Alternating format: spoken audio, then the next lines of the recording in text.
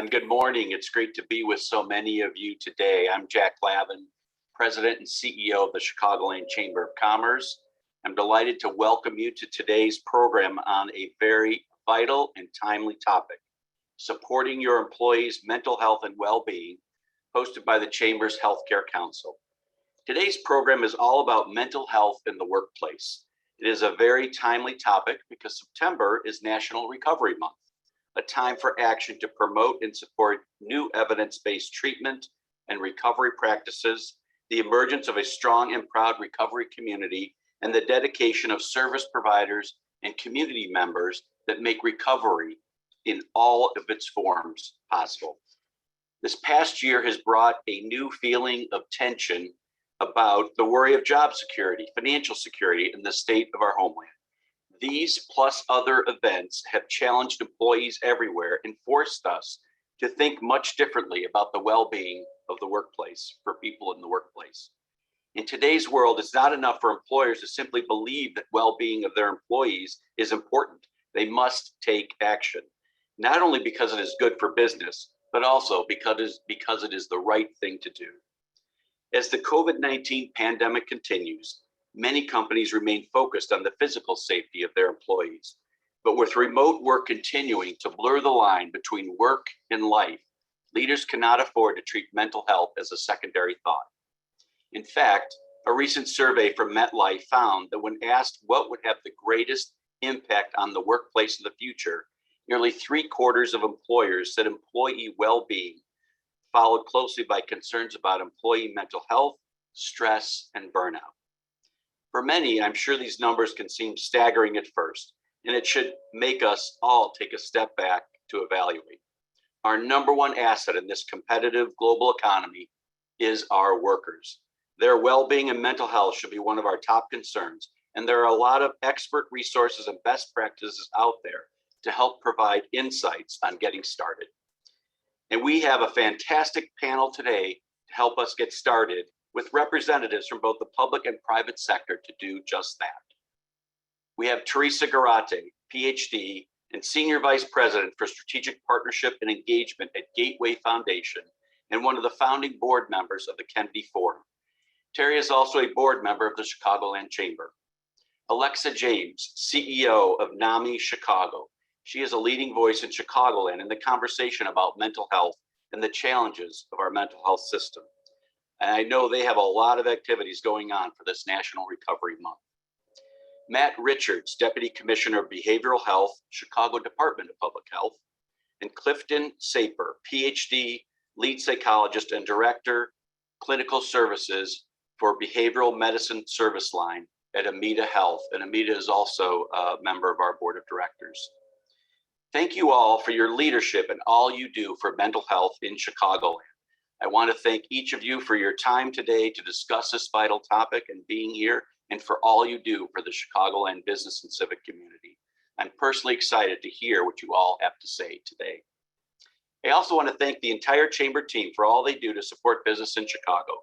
The events and content they are putting forward keep our members informed of and tackle some of the most pressing issues that employees and employers are facing in Chicago and across the globe.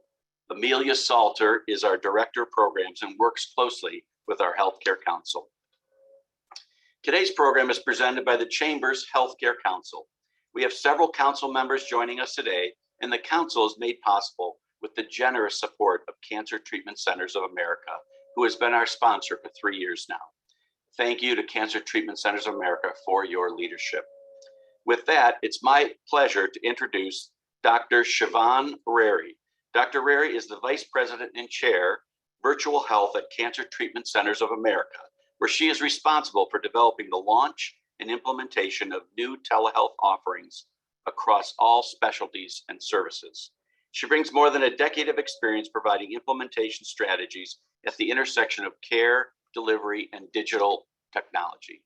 She is also passionate about advancing health equity by increasing access to top quality oncology care to rural and underserved populations.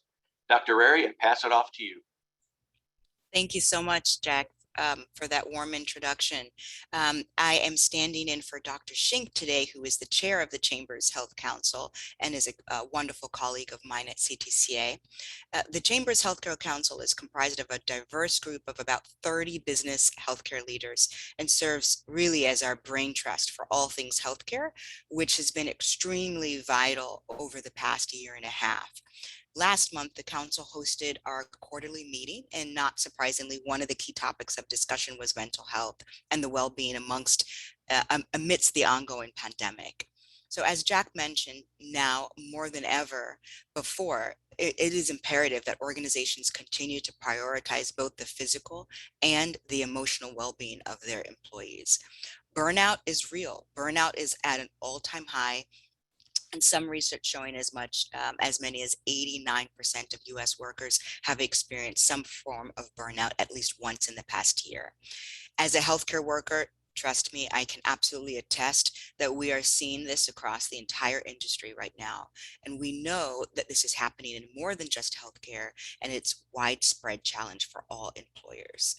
So this may all sound very daunting, but we have an exceptional group of speakers with us today to shed some light on this issue and also help chart a path forward.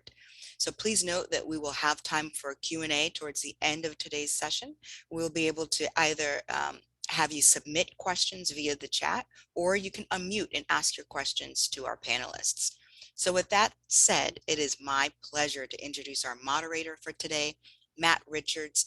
He is the Deputy Commissioner of Behavioral Health for the Chicago Department of Public Health. He is a healthcare administrator and licensed clinical social worker with 10 years of progressing responsibility and experience in healthcare and clinical administration. As the Deputy Commissioner of Behavioral Health, Matt oversees CDPH's violence prevention, mental health, and substance misuse and recovery programs. Matt will be kicking us off today by sharing a few words about the resources the city currently has available. Matt, thank you so much for being with us today, and I'll yield the floor to you.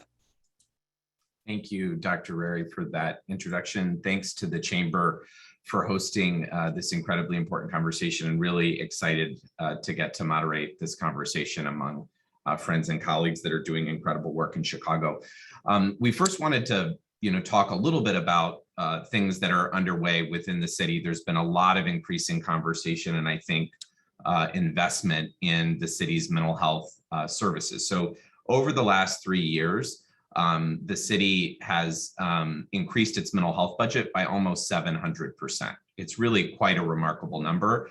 When you look at 2019, the city had a $12 million mental health budget, and the mayor introduced her budget last week, which included an $86 million budget for mental health services in the city of Chicago. There's been a number of really exciting things happening. We've made really historic investments in mental health services in communities of highest need, particularly on the south and the west sides of the city, in federally qualified health centers and community mental health centers, so folks can get mental health services close to home. We're making a lot of substantial investments in services for people living with serious mental illness and homelessness.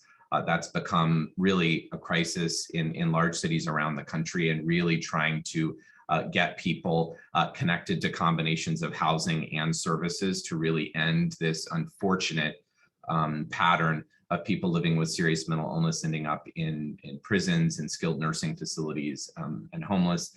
And we just kicked off in August a really exciting public mental health awareness campaign called Unspoken, which features Chicagoans telling their stories of mental health struggle and resilience. And you'll see those in billboards across the city.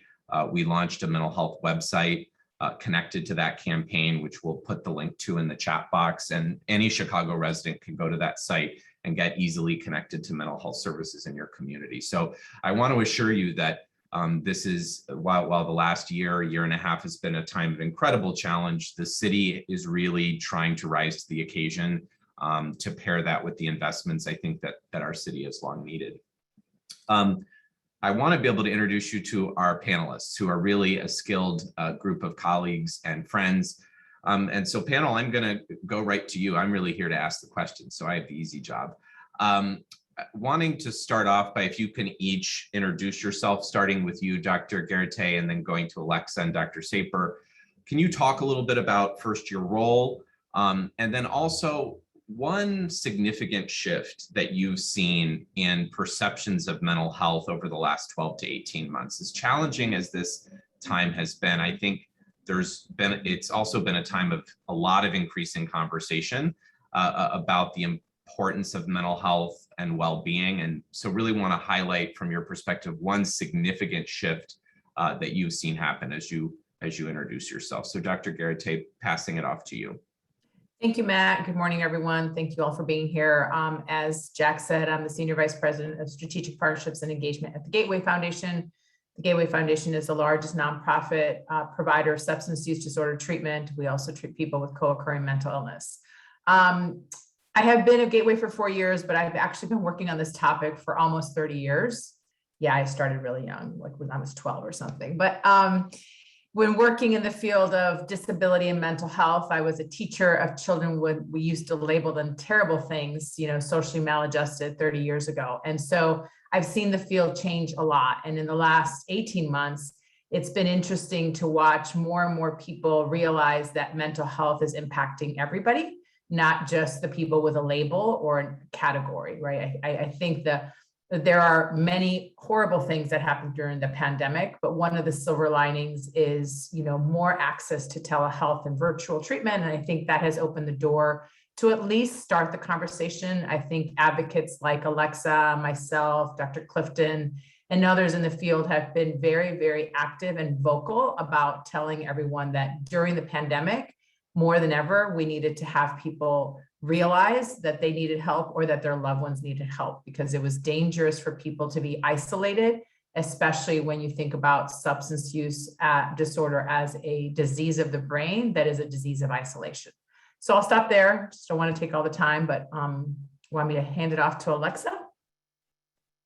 Yeah, Alexa, can you talk a little bit about your work and also building on what Dr. Garate was just saying about one significant shift that you've seen in perceptions of mental health over the last 18 months? Yes, I'm so happy to be here and talk about my favorite topic. And Matt, that question could be the whole panel, right? So yes, Dr. Garate is completely right that we're talking about this in a different way. There's normalizing happening, which is super exciting. At NAMI Chicago, we're a mental health advocacy organization, and we support people at ground level in a very intimate way and connecting them with resources, but also providing them that connection and support. So we think about every interaction we have, whether we're training the police or answering our helpline, tens of thousands of times a year, then we're able to kind of dose this community with being seen and heard. I think for me, what has been really exciting throughout the grief and the trauma of frankly, the pandemic, but frankly, like the forever of mental health, is we're having dynamic conversations. They were pretty basic before, right? What is mental health? How do you get access to a therapist? And now what we're understanding is this is so much more dynamic. What we learned immediately with the shutdown, for example, and with our ability to have more space to really focus on injustice in our city, in our country, in our world, is that connection, being seen and heard, having power, having access to power is just as equalizing and stabilizing for our mental health, if not more, than clinical intervention and medication and treatment. And who needs to step in, who needs to lean in, and who needs to step back. And, obviously per this conversation, as Jack so eloquently introduced, it's the workplace. 60% of our waking hours are here, or 60% of our waking hours are facilitated by some type of things that we're doing for our purpose. And so how do we show up in a different way? And the tools and the capacity, and also the encouraging engagement by people who typically would have never considered themselves healers, are becoming actors in this space. And so that to me has been incredibly encouraging. Dr. Saper, what have you seen change over the last 18 months? Thanks, Matt. And again, it's an honor to be here with Alexa and Terry and Jack. And I'm really feeling that I am the Director of Clinical Services for the Behavioral Medicine Service Line at Amita Health, where we have about 25,000 employees and physicians. And what I've been doing the last year and a half during this pandemic is first training facilitators in how to run virtual peer support groups for healthcare workers and our physicians. And after training those facilitators, starting way back a year and a half ago, we have run about over 300 peer support groups virtually, and we have had about 1,100 healthcare workers participate in those groups. And what we found in those groups was it provided a very safe and confidential space for folks to be able to talk about their anxiety, their depression, their worries. And we're having those groups even now. So it's not only about COVID, it's about work-life issues, parenting issues, racial inequities, access to health care, things that make all of us anxious. And currently we're seeing the issue of mandates and people's feeling of uncertainty or lack of control as also increasing their anxiety. So we're finding these groups to be incredibly valuable, and also an opportunity for folks to then reach out for more resources or for treatment if that's necessary. And one of the things that I've discovered, and that I think we've all discovered over this last year and a half, is that it's okay to be not okay. That in fact, the feelings of anxiety and sadness and uncertainty and exhaustion and cynicism are supposed to happen when you're facing incredible trauma like we have been over the last year and a half. Also, what we've been talking about in our healthcare system is emotional PPE is just as important as physical PPE, and that's something that we need to be aware of. And I've seen, as Alexa and Terry both have said, I have seen that there's less shame in reaching out for support, that there's less stigma in asking for help, that we're all in this together, and that we all need to be connected and be able to support each other. And what we've also found is that there are inequities in terms of who's getting help, who's getting treatment, where can they access it. And we have it even with our employees. We have found over the year and a half that it's really important to have a diverse group sitting at the table making policy and deciding on what resources really need to be put into place for our employees to be helped. So I think those are the main things that I've learned over this last year and a half.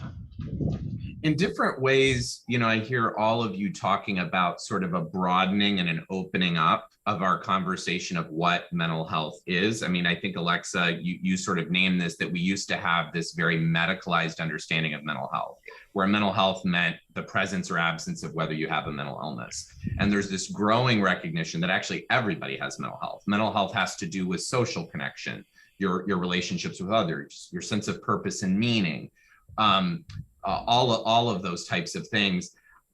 And then you pair that with the unique role that employers play, particularly in the promotion of well-being of adults. We talk a lot about schools for kids, and I think it doesn't seem like we've talked enough about the role of employers in this space. So I want to ask all of you, as this conversation about mental health is broadening and opening up, that everybody has mental health, and that employers have such a unique role to play.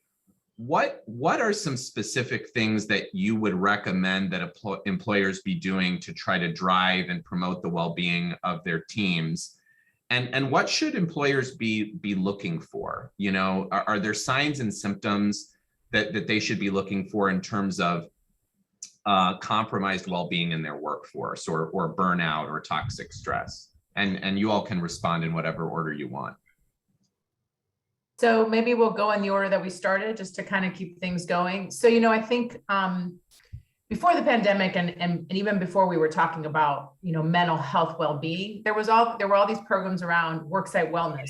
If you take the stairs, you're gonna, do better for your heart rate and do walking lunches. And so that we were really thinking about the physical well-being. And I think now that conversation has to broaden and be about the overall well-being.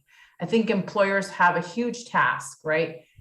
Small employers, large employers, being aware of all of your employees' needs is difficult. So I think building structures within your systems that encourage that so that it makes it easy.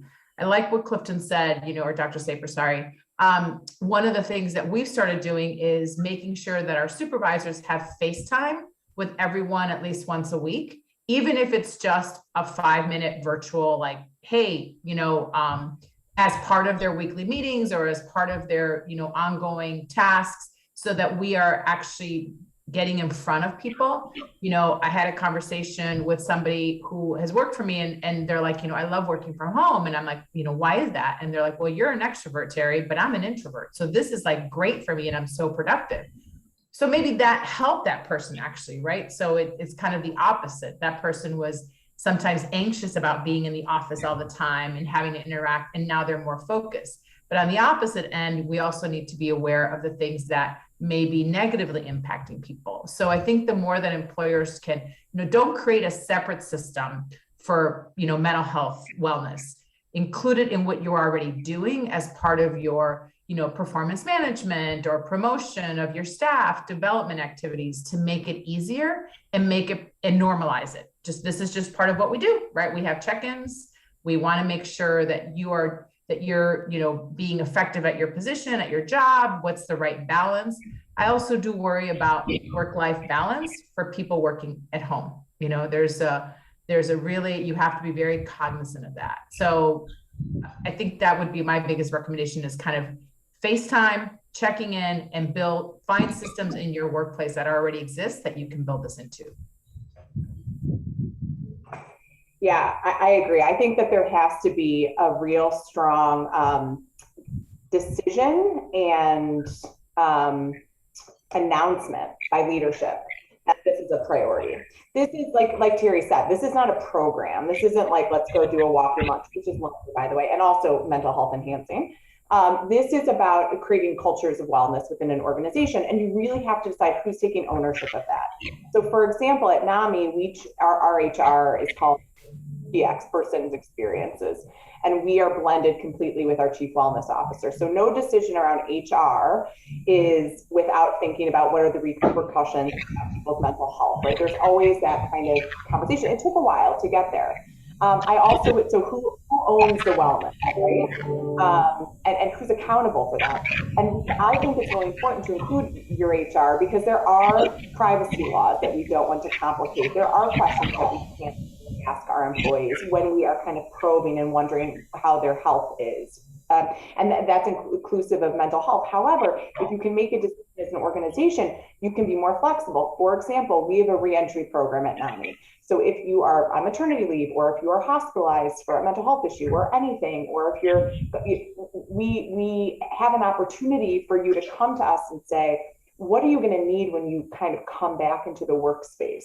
What type of accommodations and grace do you need to be given? The other thing is, there's an awesome organization called WELCOA. WELCOA, they're an accreditation organization, and we have actually used them to benchmark our organization from a health perspective. So do we have psychological safety? Do we have physical safety? It benchmarks all of that, and then it provides you kind of where you are, so you have areas in which you can grow, which could be, is your health insurance aligned with both federal parity, but also our state parity, which a lot of folks are not aware of. Do people have access? The main reasons people don't get mental health care is access, distrust of the mental health system, cost, education, denial, et cetera. We can build that into the work structure. Do we have access to mental health services through our insurance? Is there training for supervisors, mid-level, everybody in the organization? WELCOA, I just saw the chat. WELCOA. Woo, I'm under caffeinated today. Cost, what we do at NAMI is we provide the copay for people's therapy appointments until they reach their space so that we're encouraging people and we preferred providers. There's a lot of distrust in the mental health system, and a lot of that is because there's mixed messages. So the last thing I'll say, because I could talk about this forever, of course, is if you are going to choose to be an organization that honors wellness, honor it in every moment, in everything you do.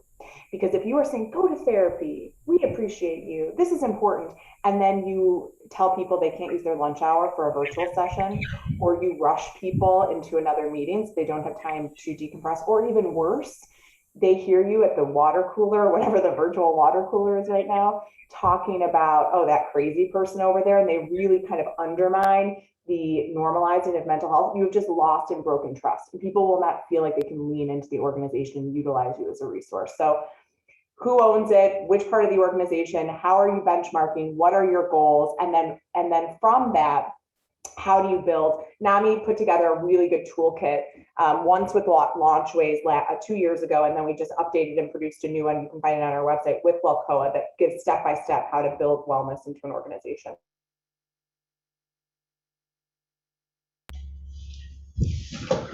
So I'll go next. And I agree with Terry and Alexa in terms of what we as managers and you all as managers can do. Obviously, listening is the number one thing. We need to listen to our colleagues, listen to our reports, listen to our employees. And I get managers calling me all the time saying, help me figure out how to fix my staff. Help me figure out, they're all emotionally drained and they're burned out, and I need to fix them.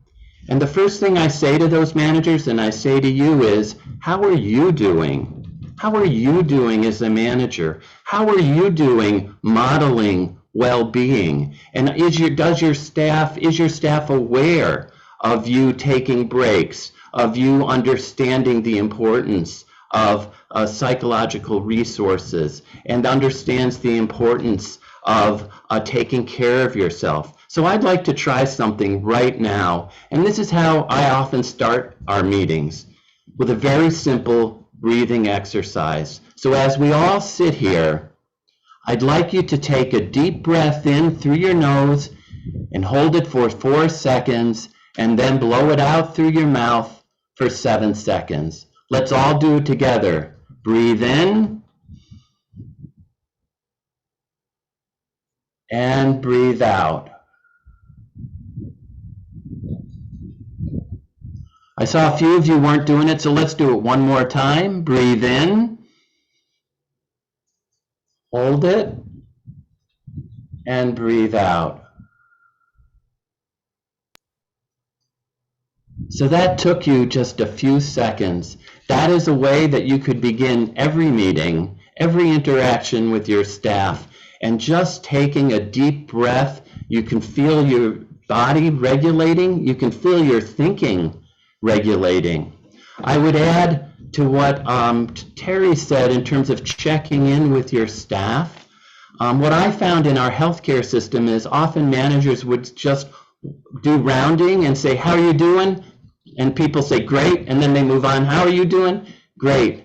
You know, there's more to checking in than just saying, how are you doing? I think it's important for you and all of us as managers to find out how is your employee regulating themselves? How are they handling their anxiety? How are they dealing with the work-life pressures, etc.? And so you can ask a few more questions in addition to how are you doing, and get into what are you doing to keep yourself engaged, to keep yourself on the top of the bubble rather than falling into boredom or falling into agitation and anxiety. What are you doing? And let people talk about that.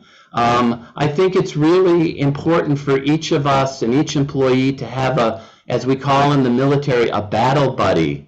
That what we found in our surveying of leaders, of physicians, of associates, that if you have somebody at work that you can talk to, that you can vent to, that has your back, that understands what you might be going through, that in fact, that's a real curative. That's a real important factor to keep your staff functioning. So I would encourage, as part of policy, that everybody have a battle buddy at work.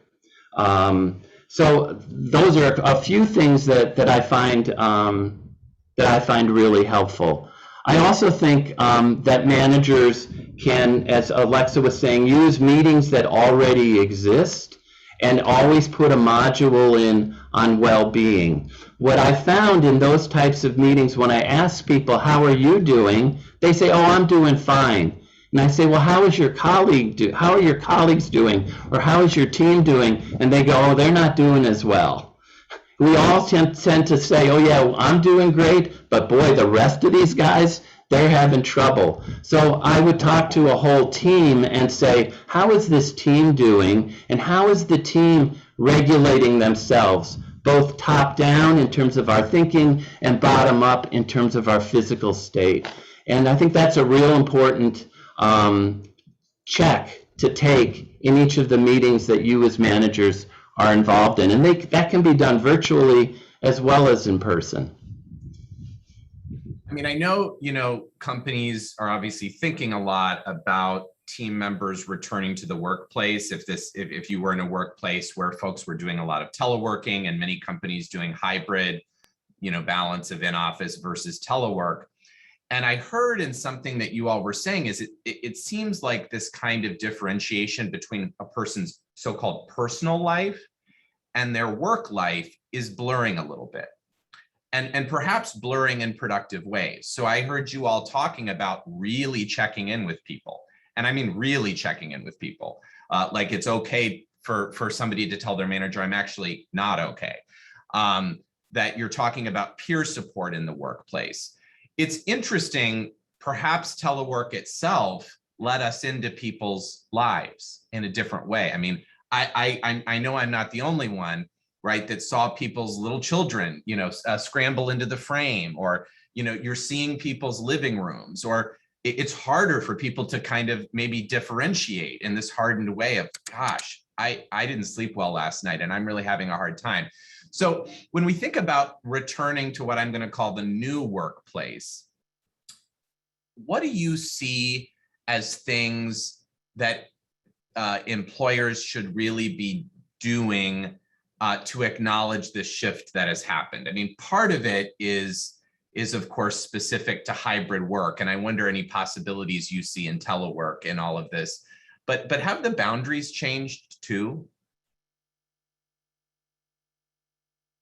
That's a great question. I was sitting here thinking about there are pros and cons to this new workspace.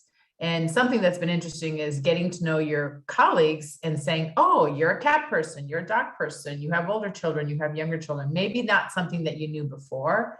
And so that I think has been a way to enhance maybe those relationships where, a lot of people assume, oh, if you're remote, you're not going to have relationship with your colleagues. But actually in some cases, you've seen some of like the human side of someone, right? So they're at work, they're all business, they're doing this, but oh, look at this part of you that I didn't know anything about.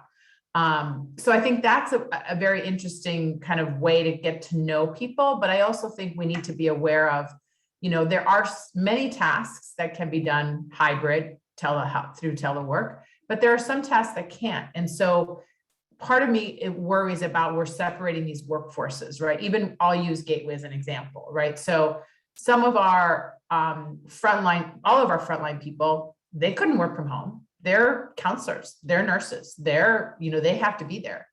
As the headquarters, the leadership, we wanted to go out to our locations and support those people because we felt very guilty about the fact that we could work safely from home, but these people were there in the front lines. And so it was very difficult for us to stay away, even though we knew that it would be dangerous for spreading the pandemic if we went. So it was very challenging in the beginning, and even now, to kind of struggle with those decisions about how, what is the right balance? What is the right person? And so I go back to my educator hat, which is where I came from, and say, we build systems in education that are for education, not for children. Instead of saying, here's the child, here's what the child needs. So I would say if you have, and obviously employment is, very different, but there's some similarities, right? You have a workforce, you have to get a widget done, a service done, you have to produce, you have to have an outcome. As long as your workforce is meeting those outcomes and producing those widgets and meeting your targets and being successful, then take a person-centered approach and look at what does my staff need, and people are going to need different things. I also think that, depending on the industry that you're in, work has changed, right? Like healthcare is extremely, extremely stressful right now. And education, the business community, very different things. Some businesses are flourishing like crazy. Some are like, oh my gosh, how am I going to make payroll? So that really complicates things as well. And just because we're talking to employers, it doesn't mean that we should ignore the stresses that employers have. How am I going to make sure I make enough money in my business so I can keep all these people employed? How can I make sure I have the right resources to apply for PPP, so that we can keep our doors open? So it's really kind of stepping back and looking at all of the factors that play into this. I'm not sure if that answered your question, but I think it's important to note that every person in the workforce, every layer needs to be aware of all the things that are levers and triggers to whether somebody is healthy enough to be productive and also healthy enough to be able to articulate what they need and be a part of that team. I mean, I think that's helpful. I mean, Alexa, there's actually a question in the chat about this notion of work-life balance and that feeling like an unsatisfying concept, which I totally understand that. I mean, are there a changing set of boundaries here, that this sense that, we have your work life and we have your personal life, and yet here we are having a conversation about what does real connection look like in the workplace? What does meaning and purpose look like in the workplace? What does it look like to be okay or not okay? And that being part of regular check-ins, part of an organization's culture. Is that a change, do you think? For sure. For sure. I mean, it can happen with resistance, or it can happen organically if we start to decide to engage in this way. One of the ways I saw our boundaries change was trying to figure out, how do you onboard virtually? Because so much of NAMI, and I know this is different at every organization, but for us specifically, so much of NAMI is about culture and employee wellness, and everything else we call is plumbing, right? Because if you're altruistic, if you're mission driven, it happens, the work happens. So how do you onboard in a way that is connected, acculturates, and really makes people feel like held during a vulnerable process? Through that, what we've seen is the ability actually to onboard better. We're making it more about connection. We're making it more about culture and less about skill building. And when that happens, and when people are connecting one-on-one and having really intimate conversations, the interaction just organically change.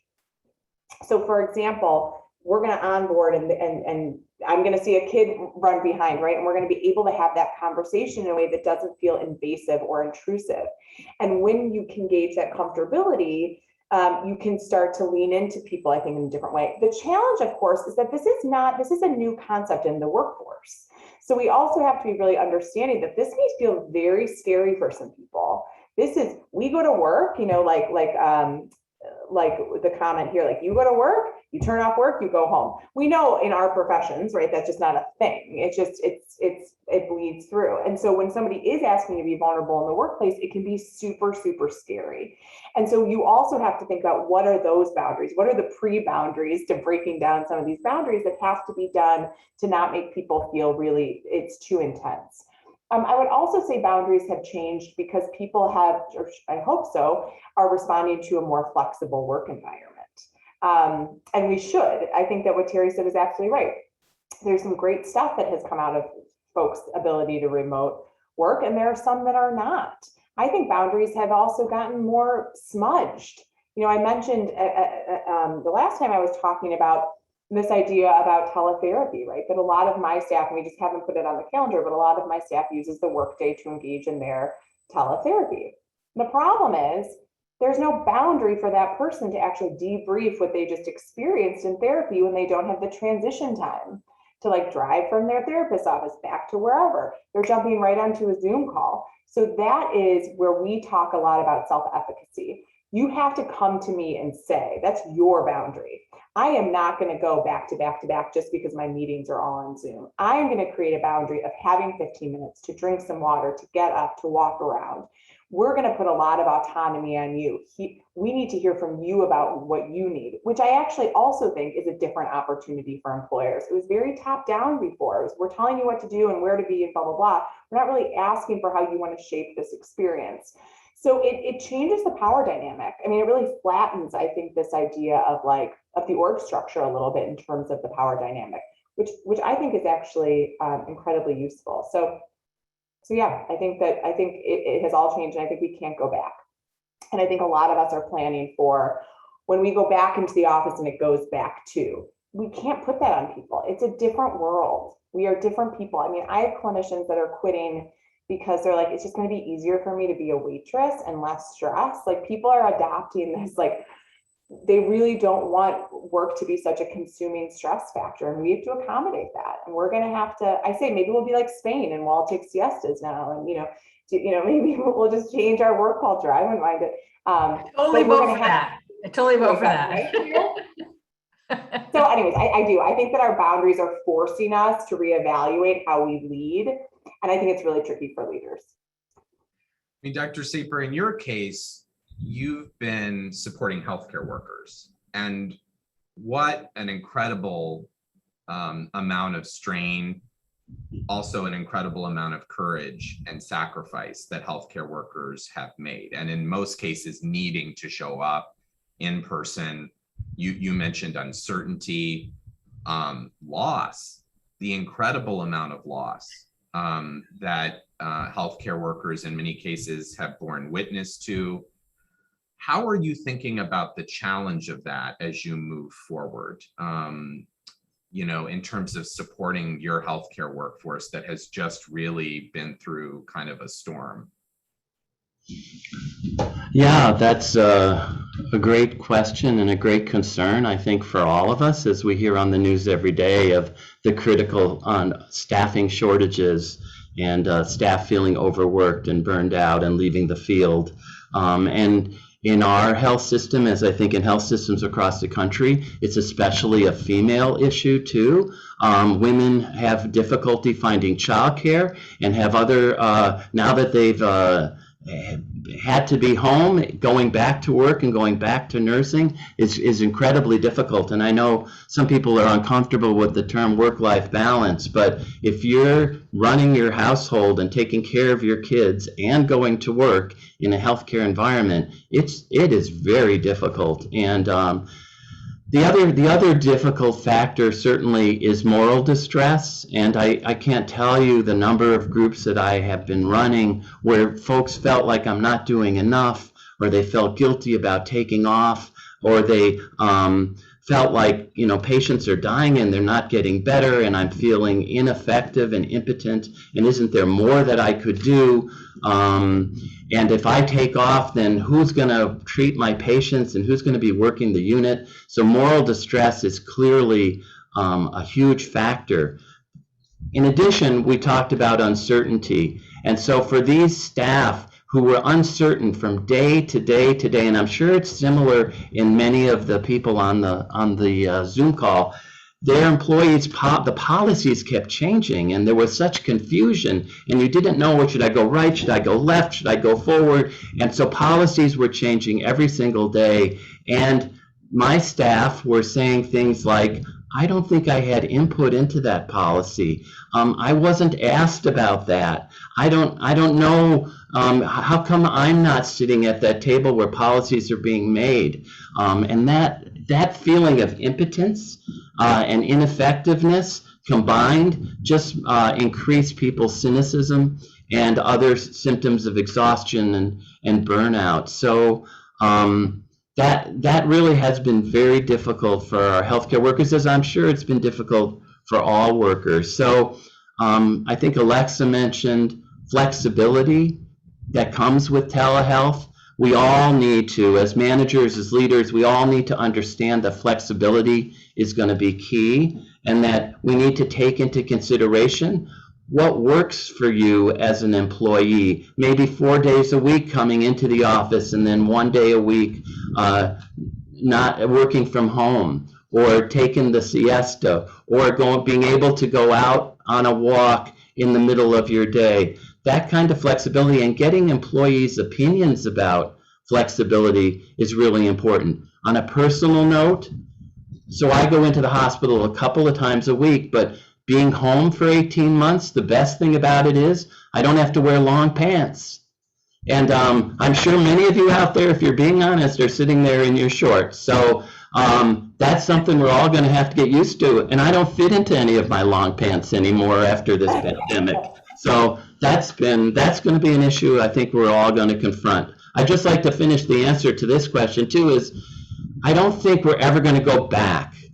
You know, people say, what about going back to the good old days when we all worked in offices and everything? We're going to go forward, and we're going to go different. So again, as people have said, the silver lining is all that we've learned during this last year and a half is going to be so important to make our systems, our businesses, our healthcare even better. So I think we need to take that certainly into consideration. Matt, can I add one thing? Yeah, Sorry, that please do. I was inspired by. I love the campus. I know. I always wonder, like, what are people, you know, what's going on? Just the Zoom shirt, I feel like at this point. Something that I just want to make really clear, because I do think that there's some pushback about, like, okay, come on, like, we have to be this, like, these crunchy organizations that, like, let people go on walks and do all this, like, get your work done, right? There's a lot of work to do, and this is very true. What I think that hasn't been said yet in this conversation or in the front is that we are in a community in distress generally, whether you have a mental health issue or not. We are anxiety over anxiety or anxiety. We are change adverse. There's so much going on all the time. We are holding so much stress. So what we're talking about, my colleagues and I are talking about, is how do we also build resiliency and reduce the trauma while we continue in this workspace, and incorporating self-care practices into your day should be the new norm, right? So this is about building resiliency, healing from trauma, managing the fact that we are incredibly anxious generally. And for the first time, a lot of us are experiencing signs and symptoms of mental health issues, substance use issues, et cetera, that I think if there was more space during our day, we could help to mitigate. I want to open up. Oh, sorry, Dr. Garate. No, that's okay. You know what, like I said, and I just saw Jack's question too, Matt. So, you know, I think one of the things that, and I've said this before, is that, you know, in the beginning, everyone's like, oh, we're all in this together. We're all in the same boat. And I really think we're not on the same boat. We're riding the same storm, and everybody's boats are different. Some people experience unemployment. Some of us were so fortunate we didn't care we were working 15 hours a day because we had jobs, right? Some people lost their family members. You know, some people have little children who can't get vaccine, so they don't want to come to work because they've been vaccinated, but they don't want to bring it home. So really understanding how everybody's experiencing this trauma, because everybody, I think, is in trauma. Those of us, you know, everybody handles it in a different way, but it's very critical to understand that we're all in trauma. So Matt, I don't know if you want to address Jack's question. Yeah, I mean, I want to open up to questions now. So please type questions that you have into the chat box, and we're going to move through those because we've got about 10 minutes for questions. I mean, this is an interesting question, I think, from Jack. You know, we're talking about reentry. That was a phrase you used, Alexa. But what about young workers? I mean, what about workers, young folks who are entering the workplace now? I mean, what a time to enter the workforce or to be early in your career. How do you think about some of the unique challenges, but also opportunities to really support this young workforce that's really entering the workplace at such a unique time? And whoever wants to take that one.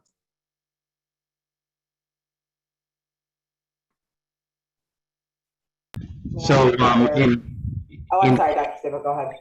In working with our healthcare staff, our nursing staff, one of the most interesting things is the older nurses having to deal with these brand new nurses just coming out of nursing school. And it's important to not underestimate the divisiveness that occurs. The more mature nurses feel like we've been through this kind of thing before and we can be stoic and we can handle it. Whereas the new nurses, it's brand new to them, yet they're hesitant about expressing their feelings of anxiety and sadness and moral distress. And so what I have to work with is working with the older employees, with the brand new employees, to talk about resilience and taking care of yourself, and to buddy up, to mentor, to be advisors, because the natural tendency for some of us is to be critical. Oh, that nurse knows nothing, she's right out of school, etc. And then, of course, that nurse, the young nurse, becomes burned out and upset and angry and doesn't stay in the field. So bringing together the two cultures of the older, mature worker and the brand new worker, and buddying them up and having them work together, I think is real important. I also just want to say I really agree about orientation and how to orient new people along with this concept of well-being to start with. And that's something that we have found doing telehealth or telework really works. Because before, to get everybody together in one room for an orientation, when you're such a large system, was really difficult. Whereas that's something you can do in telehealth, and I think we'll continue to do that. We have a question from Amelia really about, which I think other folks have acknowledged, that there is this divide between jobs that can be done remotely or hybrid and those that can't. And employers feeling, I think, some pressure of expectation of trying to be able to offer a hybrid or telework option. I think that's probably part of a bigger conversation about latitude, right? About people feeling the ability to have some flexibility in their work. So what types of recommendations would you have for employers around how to navigate that? I mean, you can take that in terms of this telework conversation, but also in terms of flexibility, because it feels like this might be one example of flexibility, but there's probably other opportunities too.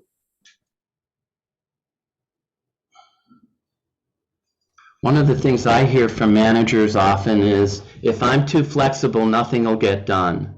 People won't be productive. That I know the way that work has to be done and how we can produce the widgets. And what we found in psychological research is, in fact, if people feel ownership, if they feel engaged, if they feel they have input, they will be more productive than if it's just handed down to them. I think being rigid, as maybe some of us were in the past, is not going to work anymore. So this is our opportunity to look at flexibility and how that can work.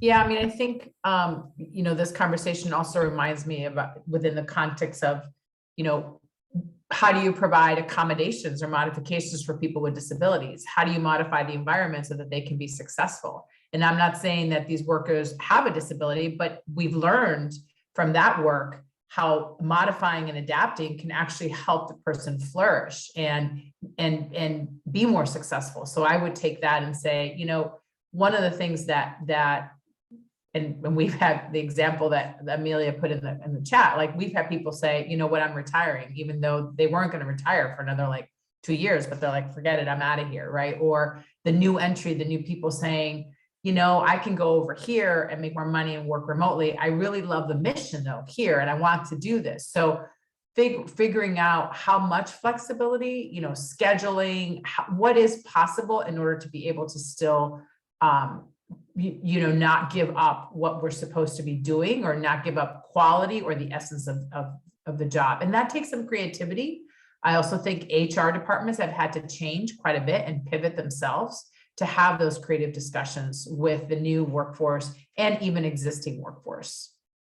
Alexa, do you? Yes. Yes to everything you all said. I Yes. have no more value.